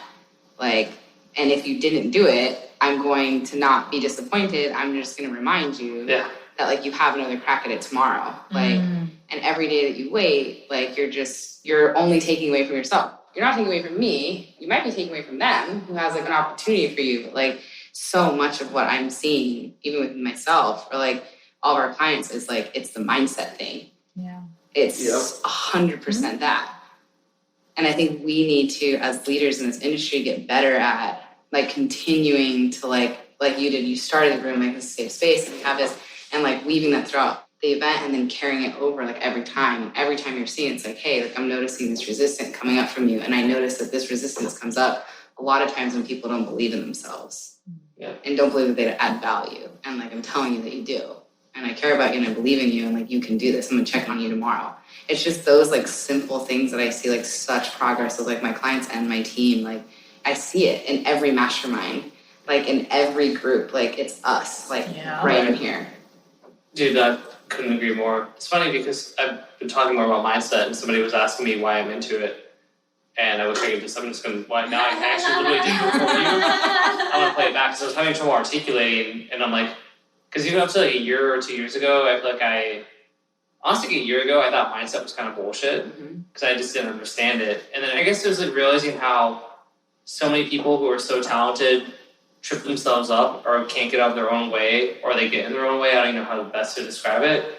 And it's like not anything to do with their talent, their God-given abilities, and it's purely mindset. It's purely between like, what's going on inside your brain. And like, that was an eye-opener for me because I'm like, holy shit, like if we can just help people to get past that or to work through that, we can change their lives. Like it's more, to your point, Amber, it's more effective than I can teach you how to be the best copywriter in the world. You can teach them how to like become sales or affiliate marketing or whatever genius is. But like if they can't get out of their own fucking brains, then like it doesn't matter. So like that's where it's a more fundamental skill, I guess, is like that you do have to. And it's so crazy because it's not fucking, it's hard because you're there, I get it, but it's like the easiest thing. It's such a high leverage activity. But changing your mindset is the most high leverage thing you can do. It's more high leverage than learning copy or anything else, because if you change your mindset, like everything else, the doors just fucking open in multitudes. Like every door opens for you. So I don't know. I'm really, that's fired me up. I'm so glad I have this on It's recording. deceptive. It's absolutely deceptive how simple it is, and that's what makes it so difficult. It's too simple. It's a simple, straightforward thing. I was talking to a copywriter who's on my list, and he says, how do you pitch yourself in a way to where you're making, all this money? And I told him, I said, I can name a couple dozen copywriters who can raise circles around me, but when I pitch a deal, I'll make a lot more than they do. And what I do is like, I have to find like these little shortcuts, these little hacks in my own brain. And I know that if I'm selling them copy, I cannot be thinking about copy. Because if I default to my skill level or what I think my skill level is, then I'm going to start hedging. And so I like have to take it and chuck it out the window. This is not about copy at all. So I go out there and pitch and get the deal or don't get the deal, whatever. And then it's like, once I get paid, it's like, now I can worry about producing. Right. But if I'm going into it worrying about producing, I'm going to talk him out of hiring me. I love that. That's really cool. I also think it has a lot to do with like how you perceive your own value. Bingo. Which is like a huge part. Like I feel like also like as a woman you have all these like other additional layers too. Like I was just talking to someone about this who's like a new like coach. It's not like kind of in our industry, but like a spiritual healer. So I'm not one, so I don't know if how to price it. But I've spent enough time with her where like I see the value of her being in my life, and like it's when I heard what her rates were, I was like astonished. I was like, oh my god, $1,000 for 3 months! Like I literally thought you're gonna be charging me $5,000 a month, like minimum period point to end. Like wow, she's like, well, you're like my target. Demo, like I can't believe like you were doing that. And I'm like, like I can't believe the opposite. That you're like how do you fucking survive? Like how are you living in this state charging those rates? She's like, I'm really struggling. I'm like, I have 70 clients, I want to kill myself. But like this is a value thing. And I think some of us lean so heavily like, oh, we haven't had enough at-bats, right? Like when I first started selling, I was selling door-to-door SEO packages in Tucson, Arizona in July. It's fucking hot. And I could only afford like a Goodwill blazer that had bird poop on it. I remember scraping it off. I was working for Alona, right? So like SEO, which is like the hardest thing in the world. No one knew what the I'll fuck it get you was. results. This was 15 years ago. Door to Yeah. door. I'll get you results. Yeah. Home doors? Literally, no, business doors. I was knocking on, like, selling dentists, lawyers, doctors, $75 a month packages of shit. They didn't fucking know. Like, Google was a thing, but like Google was like not like, you know what I mean? It's like when Maps were like, they just didn't fucking know. Yeah. And like half the time they didn't know what was going on. And I was selling $75 a month SEO packages.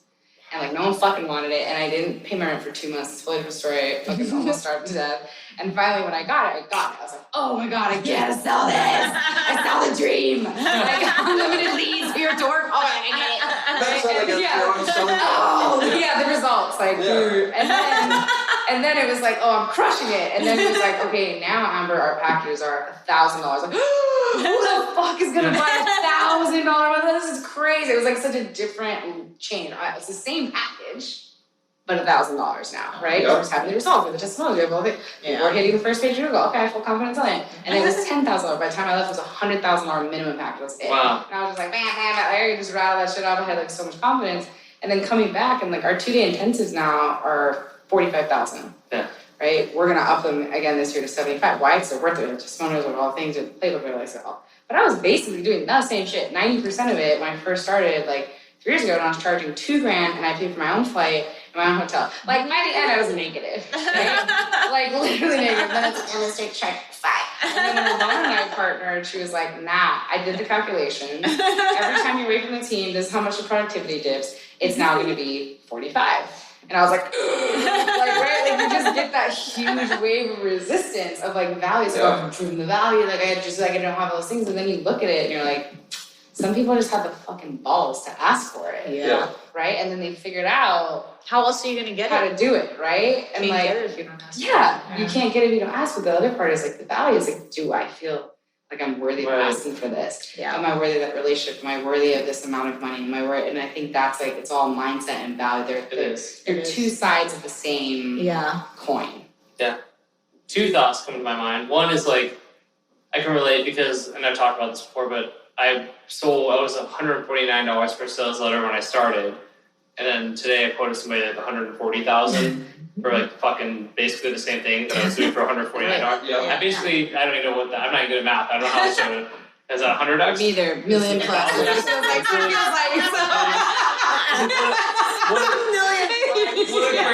crazy like, shift, right? But It's 100x. I give it Someone's gonna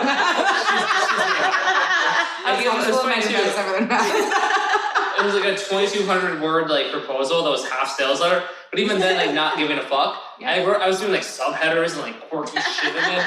So I'm like, I actually don't care. Like, so like blessed because of what my career is. I'm like, I don't care. Like, I can help this guy dramatically, or if I don't get it, it's not like a make or break thing for me. My entire life goes on. But it was like, and so it was like knowing that I could bring the value, which I could, because he's like, I'm starting a health supplement company from scratch, and I've got a bunch of money, but I don't know what to do. And I'm like, guess what? I've done that a shit ton of times. Like, I know exactly what to do. And it's also what you'd be excited about. That's the other thing I like ask my clients, like, what amount of money would you have to charge to be excited to get on the phone and to do this That's project? a great point, because I wouldn't be excited for 40,000 or 50,000 for this. Are you be excited for 129? Yeah, especially the economy in a shitty place right now. I'm like, that's, I'll take that. We can invest it. There's a lot of stuff we can do with that, right? So that's totally. And then the other thing is the door-to-door, which is interesting because I did door-to-door. I did it for political fundraising campaigns. I did it for the DNC. Like, hi, I'm Stefan, and like it was about, at the time it was between Barack Obama and Hillary Clinton. This is 2008, and being like, Who did you back? I was agnostic, but I got 30% of the money raised, which is super fucked up because it was like for a they don't tell you that. The DNC contract. So every $100 somebody gave, I got $30 commission in theory. And then they skipped me in my commission and all shady shit. But like, I got good money, but it wasn't like, it was super shady. But even that I remember, because I remember going door to door. I remember the first time it was like a doctor, and like I think he was in Hillcrest, it was in San Diego. And he's like, you were supposed to ask for more, right? So I asked for like, I don't know, $500. He's like, I'm not gonna give you $500. And I was like, okay. He's like, but I will give you $200. And I was like, oh my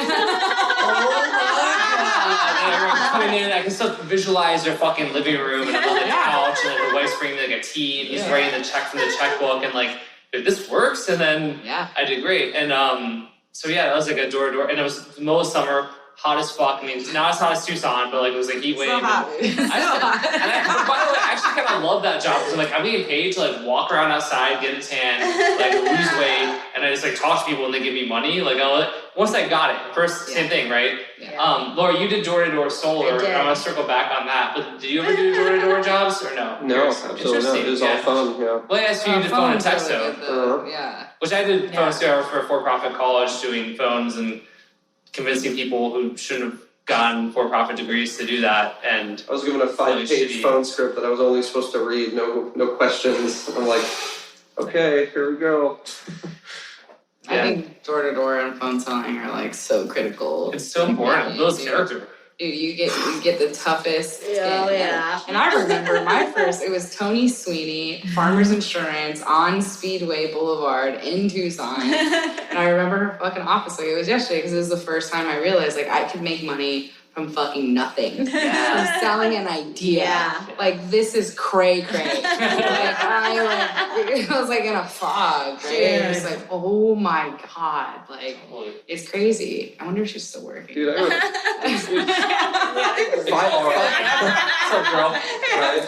I remember mine. It was 5:44 p.m. Everyone else had gone home. I was talking to a guy named Chad Boswick, who owns like an HVAC company in Leucadia. Isn't he like a celebrity now? Not this guy. Not this guy. Different boss. Not this guy. Like he had like the heaviest Louisiana accent. He bought like this $10,000, digital marketing training thing. Yeah, hard. And he was like, all right, and I'm like taking down his credit card number, and it was the first time I ever pulled that piece of paper out to fill it out. And I'm like, where's this stuff going? And I'm just like reading off, and like my sales manager's right there, he's like, you're doing fine, just listening in, like you're doing fine, just write it down. And when we got done, he's all, end the call, we'll call him tomorrow.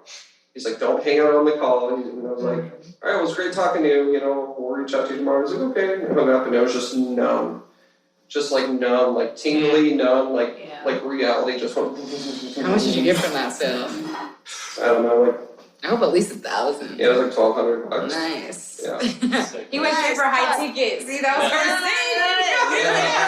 Always have to charge premium. Fuck me. I was like getting $100 for some bullshit. Well, No base salary in the Bronx. I was 100% commission. All this stuff I was doing over text and email was like $500, $2,000. But yeah, that one it was like, all right, gotta get on the phone and Yeah. I still ended up thriving at it. Of course. With time. Right. That was one of the first positions that taught me to keep going back for the sale. You know what I mean? Yes. Especially, there are a lot of jaded business owners, just in general. I walk in like a summer dress and a clipboard, they would be like, get out. Turn around and get the fuck out. But time people making, hey, how you guys doing? Hot today, huh? How are things? How'd you like to lower your energy bill today? And eventually it'd be like, all right, tell me, come on in. And then, you just wear them down. And then, but you felt, this is interesting because there's a guilt, I had a guilt with the for-profit college stuff. I did have a little bit of guilt because as far as I know, probably wasn't the best deal for them to change over. Maybe in some cases it was, but yeah. But that probably not. Sometimes babies gotta eat though. We just redistribute a little bit of that for me. To your point earlier, Jimmy, when you were talking about how you thought sales was one thing and then you realized it could be another thing. Yeah. That's how I felt with the for-profit college because it was call minimum 200 calls a day, do 300 if you can. You're selling these packages Are you gonna dialer? People. Oh yeah. Oh yeah. Oh yeah. Oh yeah. Sorry. 100%. Oh yeah. No. I'll dialer. Yeah. It's going through. But then the same day too, right? You called them yesterday. They said they weren't interested, and it was call them again. Maybe they're interested. You didn't. All right. And then the next day, and I get to your point of going back. I do agree, but there's a certain point where someone's like, "I keep telling you, I'm not totally interested," and they're like, "Call them again, you close to sale." They really said they're not a good fit. They don't need it. You don't need it or want it. They're actually dead. I keep talking to the son. The son's telling me, and they're like, "Call the son and sell the son." And you're like, "Well, I don't know." Going through a tough time in his life right now. He needs a new career. And then you get a little bit older, and you're like, "Oh shit, this sales can be other things. Sales can be actually helping somebody and like just being consultative and like talking to somebody and providing value and like doing all that. So that was an interesting experience as well. I still made it work for the for-profit college, although I left pretty early on. Just like you, Jimmy, like every fucking job was like, they're like, you're doing great, like you'll get a promotion in a year. Yes. And I'd be like, nope, like not wait a year, bye, and then just like leave and go on to the next thing and think there's something wrong with me, which there wasn't. I just was unemployable, which Laura pointed out. Well, I think that's the contrast is so important though, of like how shitty that job made you feel. Totally. And like how now like, we all have very ethical businesses where we're 100%. Selling good, great products, 100%. Impacting millions of lives in our own way. Like it's that contrast. Yeah, because now you know what it's like. I mean, I've sold millions of dollars worth of really fucking shitty supplements. Right. And then I got sick and I started looking at the bottle. I was like, oh my God, this is just full of gluten fillers, like, and lead. Like, what am I fucking doing? Like, this is terrible, right? Yeah. And I also, which very few people know, had a job with Ripoff Report selling them like reputation management to people who are already on Ripoff Report. I was like, what a captive audience. But I didn't last there very long, like, because I felt shitty. My best one was Even Alarms, dude. That was one of the best ones. Like, so good. It had like that is a brilliant 10,000 complaints on there. Like, oh my God, that reputation management package was fat. Brilliant.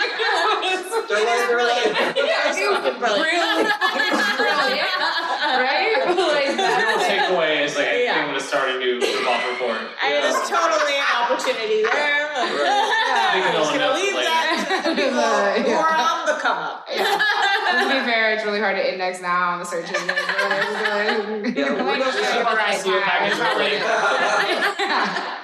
What's the best time to plant a tree? When it was easy. I mean, when we were selling SEO packages, we could get on the first page of Google for first by any fucking keyword you can imagine. Attorney New York, attorney Brooklyn, anything fucking thing you wanted in less than 3 days. Like we were nationally ranked like the #1 SEO company in the world. It was outrageous. Like I think I had a cartel of Indian link builders. I don't know how they were doing it, but they were doing it. It didn't matter. My product was sound. Like, and you figure out how to sell it though. Like, you know what my technique was? Mm-hmm. In Arizona, it's illegal not to give people water in some time. Like, I'm thirsty. I'm like, woo, it is hot out there. I am hot. Can I get some water? And they're like, fuck. Legally, they could not say no to me. And as soon as I'm in there, I'm like, watch, wallet, shoes. I'm all like, the friend, I'm like, oh, so who's the boss in here? I'll wait to see who turns their, who they're looking at, #1. That's the ultimate tell. It's like when they swivel, who are they looking at? Bam, look at him, like, watch, wallet, shoes. What we got on? A Rolex? Oh, those are nice ass shoes. I know. Like, you know, I'm not gonna figure out how to get back there. Like, you figure it out. Oh my God, yes. Like, you know. So when you see one of the Timex and Birkenstocks. I'm not so thirsty anymore. There's people, there are some, but like the bulk of it. It's like, you can see it. Like, it's like, is it a Timex or a Rolex? You know, like, that's it. So, Casio calculator watch? Unless, like, being hipster is, like, unless it's, like, in a cool way. Otherwise, it's like, all right, cool, I'm gonna go next door. Yeah.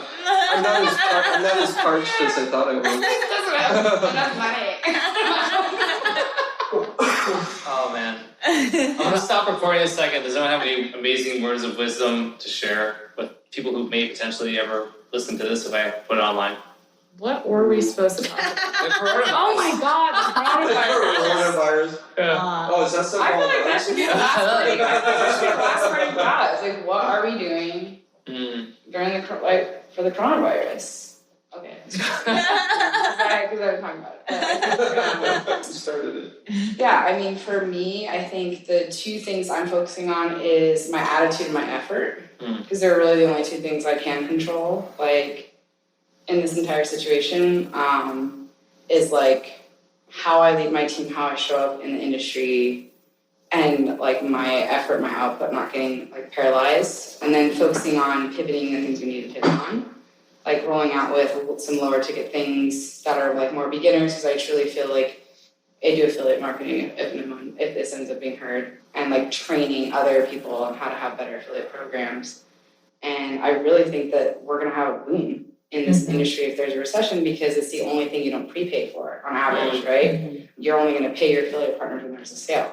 So I think if we teach them how to do that, how to do it well, we're going to help build a lot of stability inside the companies. And then the other way is rolling out their own offers. We've been pushing a lot of other people's offers for a long time, and like that's the route we're going to go to, is like creating, like a different pivot and just controlling our attitude and our efforts. Like that's really the only thing that we can do, and just like not panicking. Like that's our approach, at least. That's awesome. Yeah. Oh, my turn now. Go ahead, Jimmy. Yeah. Yeah, so unlike you guys, I don't have a lot of skin in the game, so it's really just continuing to push and promote my own offers. Luckily, the clients I'm working with, there's a lot of them that are in the survival space, so while everyone's stressing out, we're unfortunately too busy counting our money, so no, it really is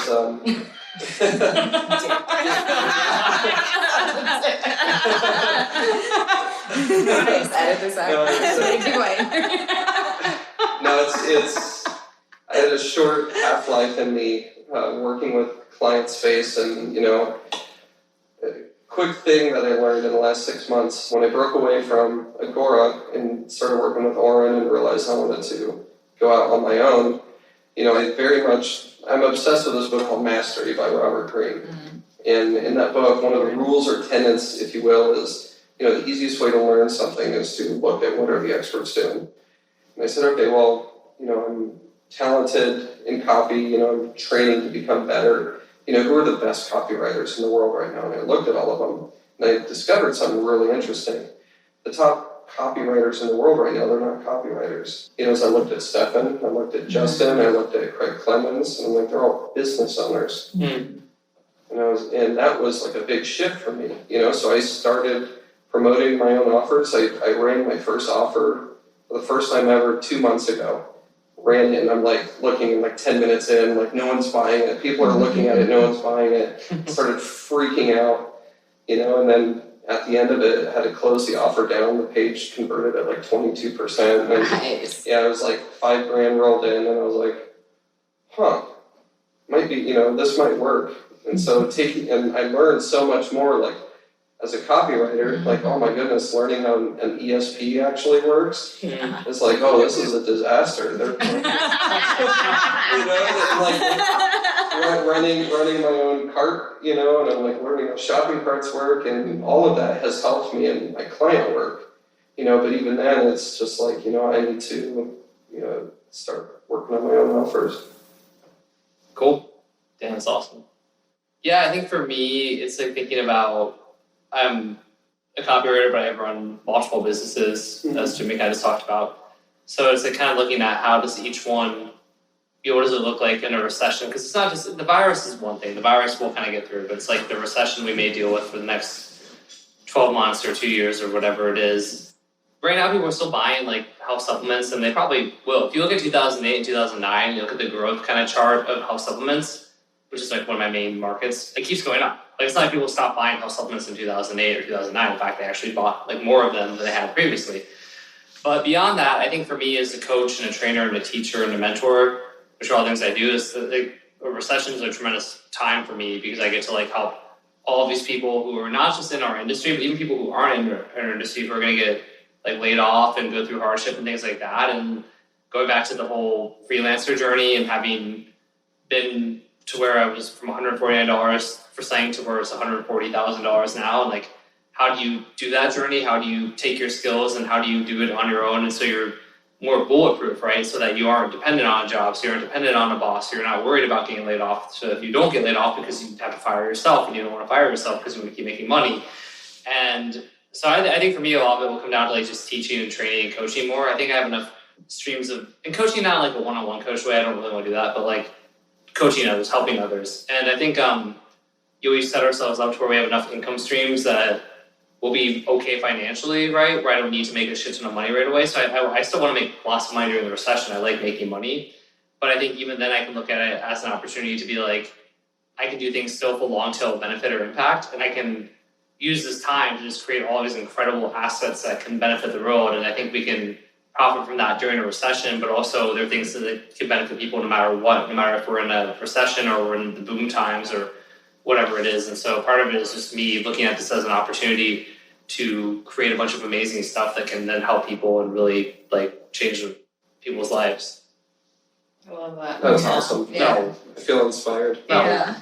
It's awesome. It's so Because awesome. that's what we need right now. That's the leadership that we need. And like, I think we talked about it earlier, but like a recession is also part of putting us back in balance. Totally. Yeah. And like if it does indeed happen, which it feels like it is, like what's going to put us back in balance is like strong leadership and like better products and like deepening our relationship with our clients. Like, you asked me if we're going to be okay. Yeah, a big part of why we're going to be okay is we have ClickBank and we have Agora, different subsidiaries. Like we're just going deeper into servicing them better and like being better and like being better leaders and not panicking when this is happening and just knowing like this is an ebb and flow of life. And it's really inspiring to hear you say that, because it's like, hell yeah, like that gives me a sense of relief as someone that's like, you're a leader to me and like, you know what I mean? Like, and like a friend, like that gives me a sense of calm and relief too.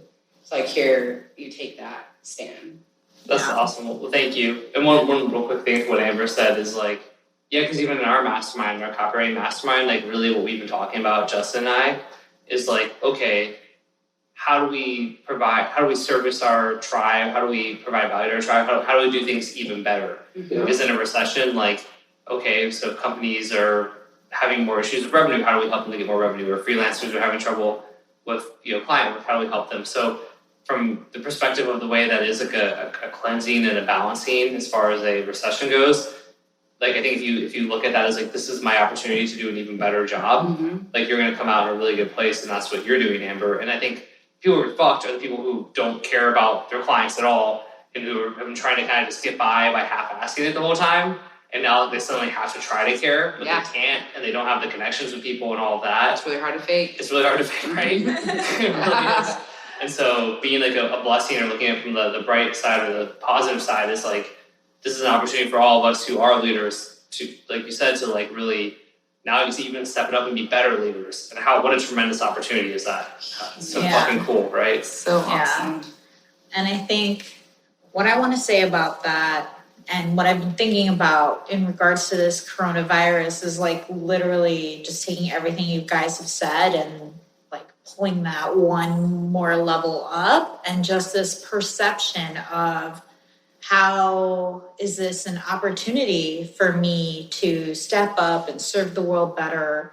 How is this happening for me as opposed to like this awful thing that's happening to me and I have to deal with the repercussions and, I'm just fighting against everything, as opposed to how can I kind of move with the flow of everything and better service whoever, and in what ways can I become a leader and help other people service others?